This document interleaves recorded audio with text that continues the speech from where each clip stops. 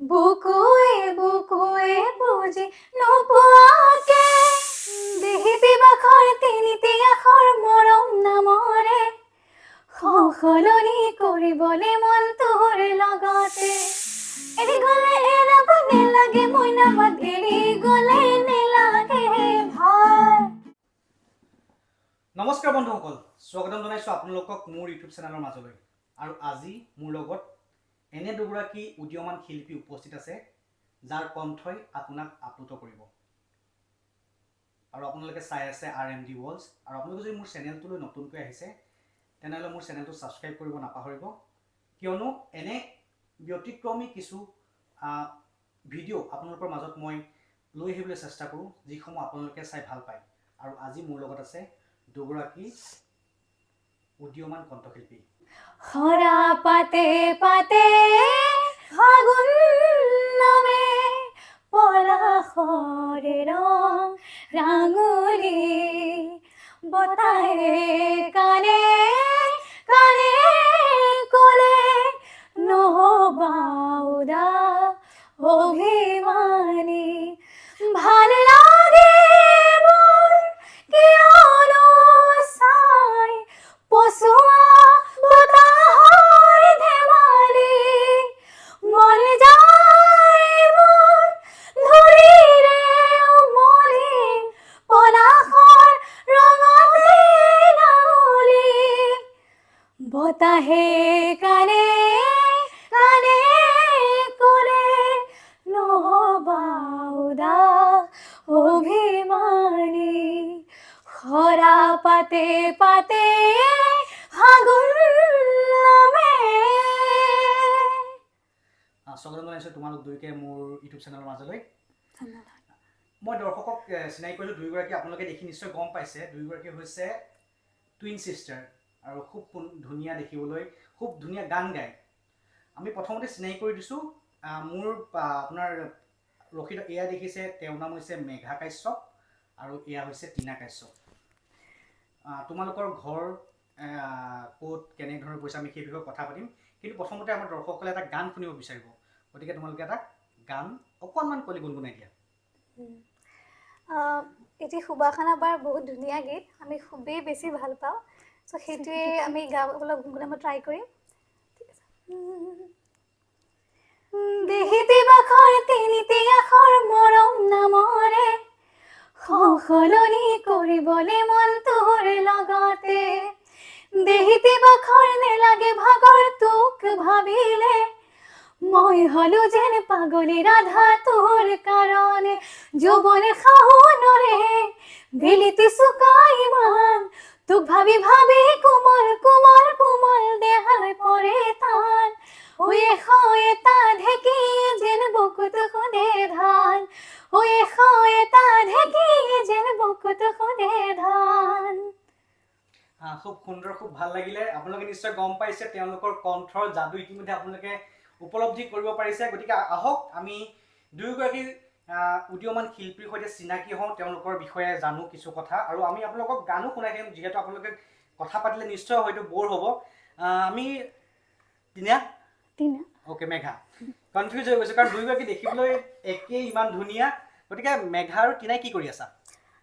মই বৰ্তমান medical এণ্ট্ৰেঞ্চৰ preparation কৰি আছোঁ। তাই 4th ছেমিষ্টাৰ পাইছে। লগতে মই মিউজিকৰ MUজো কৰি আছোঁ। তাই গুৱাহাটীত কৰি আছে মিউজিকৰ MUজটো। মই এতিয়া কৰা নাই বাৰু, মই বৰ্তমান পঢ়াত অকণমান ফ'কাছড হৈ আছোঁ। তোমালোকৰ ঘৰ ক'ত?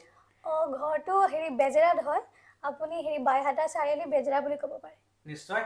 দুয়োগৰাকী যিহেতু বেজেৰাৰ সন্তান আৰু খুব সুন্দৰ গান গায়, আৰু ৰিচেণ্টলি এটা ভাল খবৰ হৈছে যে টিনা আৰু মেঘাৰ এটা ভিডিঅ' ছং কিছুদিনৰ পাছতে মুকলি কৰিব। খুব সুন্দৰ, তেওঁলোকে গানটো ইতিমধ্যেই সম্পূৰ্ণ গানৰ শ্বুটিঙৰ পৰা আদি কৰি সকলো সম্পূৰ্ণ কৰিছে, আৰু খুব সোনকালেই আপোনালোকে ইউটিউব চেনেলৰ মাজেৰেই মেঘা আৰু টিনাৰ গানসমূহ শুনি পাব।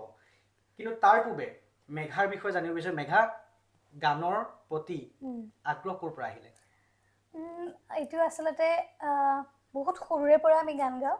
কমচে কম ক'ব পাৰে 4 বছৰৰ পৰা আমি গান গাওঁ আচলতে গানৰ ইণ্টাৰেষ্টটো আমাৰ মা পাপাৰ পৰা আহিছে হা একচুৱেলি আমাৰ মা পাপা গানৰ লগত খুবেই জড়িত মানুহ হয় এতিয়াও জড়িত ইভেন মই যদি মোৰ ফাৰ্ষ্ট গুৰু বুলি কওঁ তেন মা আৰু পাপাই হ'ব আমাৰ মা যিহেতু মিউজিক টিচাৰ হয় আৰু আমি জন্মৰ আগতে মা মানে ষ্টেজ প্ৰগ্ৰেমো কৰিছিল ইভেন নিশ্চয় ভাল কথা এতিয়া মানে অলপমান তেওঁ মানে হেৰি কৰিছে বাৰু আমি যিহেতু গাওঁ এতিয়া ওকে আৰু পাপাই মানে বিভিন্ন ধৰণৰ ইনষ্ট্ৰুমেণ্ট বজাব যেনে লাইক গিটাৰ হওক তবলা হওক তো মানে তেওঁলোকৰ পৰা আমি ইনস্পিৰেশ্যনবোৰ পাইছিলোঁ ধৰি লওক এটা এনভাইৰনমেণ্ট আছিলে আমাৰ মিউজিকৰ ঘৰত আৰু এতিয়াও আছে আৰু দেখি দেখি শিকা হৈছিলে তো যিহেতু আমি মাহঁতে মিউজিকত যিহেতু ইমান জড়িত চ' সকলোৱে অলপ ইচ্ছা কৰে ন নিজৰ সন্তানটিকো সেই জেগাতে নিবলৈ তো মাহঁতেও ভাবিছিলে কিয়নো আমি ট্ৰাই কৰিব নোৱাৰোঁ নেকি আৰু ক'ব গ'লে গানটো ধৰি লওক এনেকুৱা নহয় কি আপুনি শিকিলেহে পাৰিব সেইটো অকণমান জন্মগতভাৱে অহা বস্তু হা সেইটো মানে ভইচৰ কোৱালিটি থাকিব লাগিব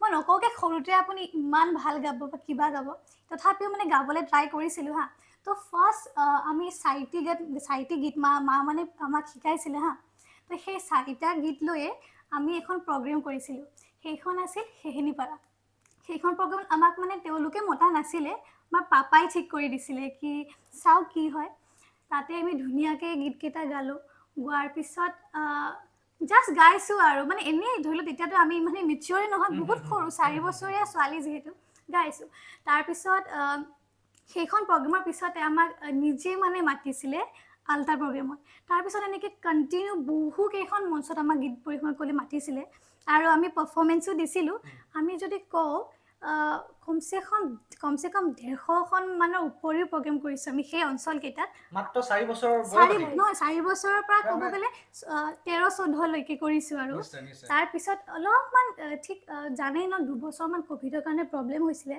তো সেই 2 বছৰ অকণমান বন্ধ হৈছিল কিন্তু বন্ধ হ'লেও ঘৰত কমপ্লিট প্ৰেক্টিচ চলি থাকিছিলে হা চকুৱে কিনো কথা পাতে বুকুৱে বুজি নোপোৱাকে চকুৱে কিনো কথা পাতে বুকুৱে বুজি নোপোৱাকে এখনি হৃদয় তুমি আৰু মই ভাৱনাতে অতি ভাহিব যায় মোৰ বুকুতে যেন মৰমে দহি যায় হায় মই বুলি আহোঁ তোমাকেনো চাই যায় মোৰ বুকুতে যেন মৰমে দহি যায় হায় মই বুলি আহোঁ তোমাকেনো চাই মেঘাই অলপ বেছি কথা কয় নেকি বাৰু নহয় দে গোটেইখিনি ক'ব দিছে ষ্টৰিটো কৈ দিলোঁ আৰু টিনাই এষাৰো কথা কোৱা নাই কোৱাচোন টিনাই কোৱা মেঘাই কৈ থাকিলে কেনেকৈ হ'ব কোৱা ময়ে কৈ আছোঁ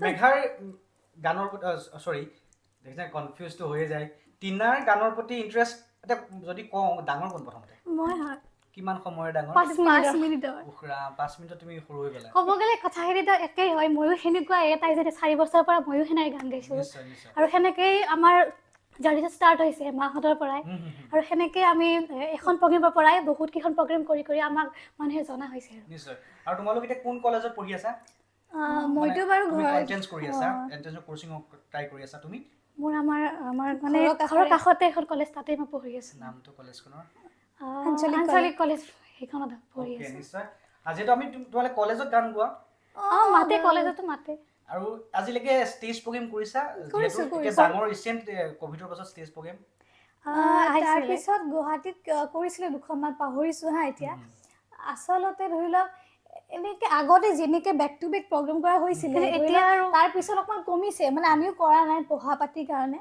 তো তেনেকৈ নামটো ক'ব নোৱাৰিম এতিয়া কিন্তু ষ্টাৰ্ট হ'ব আৰু লাহেকৈ দেখা পাব আপোনালোকে নিশ্চয় যিহেতু দৰ্শকসকলে গম পাইছে তেওঁলোকৰ গানৰ কণ্ঠ গতিকে আমি বেছি কথা নাপাতোঁ কি শুনাবা যিহেতু আমাৰ নিউ গান এটা ওলাব আমাৰ ফাৰ্ষ্ট এলবাম ছং হয় সেইটোৱে শুনাই দিছোঁ আৰু নিশ্চয় তাতে বহিললি তই তাতে মৰমৰ টোপোলা থৈ দিলুং তোলৈ হেঙাই অকতি আখৰে কলি যা তাতে বহিললি তই তাতে মৰমৰ টোপোলা থৈ দিলুং তোলৈ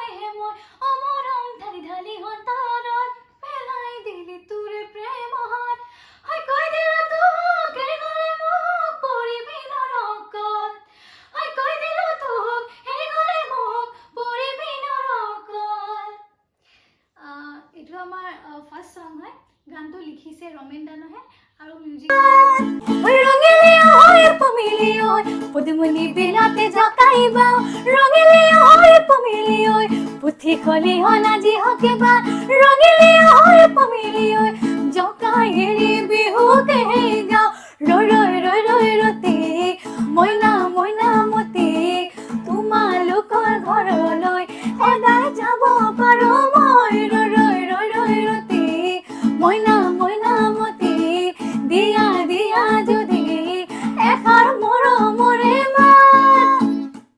আৰু ইতিমধ্যে আপোনালোকে টিনা আৰু মেঘাৰ কণ্ঠত বহুকেইটা গীত শুনিলে আৰু আশা কৰিছোঁ আপোনালোকে শুনি ভাল পাইছে। মইতো আপ্লুত হৈ পৰিছোঁ তেওঁলোকৰ যাদুকৰী কণ্ঠৰ সুবাসত। আৰু এই যি যাদুকৰী কণ্ঠ এয়া নতুন নহয়, তেওঁলোকৰ যি ঘৰুৱা পৰিৱেশ সেই ঘৰুৱা পৰিৱেশৰ মাজতেই আছিলে সংগীতৰ চৰ্চা।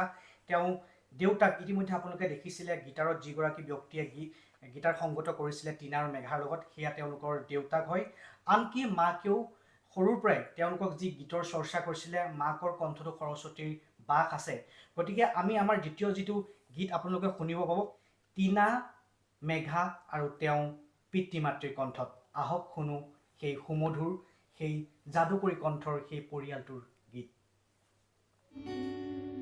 মোৰ প্ৰিয় জনগণ মই গাওঁ তোমাৰে গান ও মোৰ প্ৰিয় জনগণ মই গাওঁ তোমাৰে গান কণ্ঠ মোৰ আছে যতদিন কথা দিলো মই ততদিন কণ্ঠ মোৰ আছে যতদিন কথা দিলো মই ততদিন গাম তোমাৰে গান গাম তোমাৰে গান ও মোৰ প্ৰিয় জনগণ মই গাওঁ তোমাৰে গান ও মোৰ প্ৰিয় জনগণ মই গাওঁ তোমাৰে গান।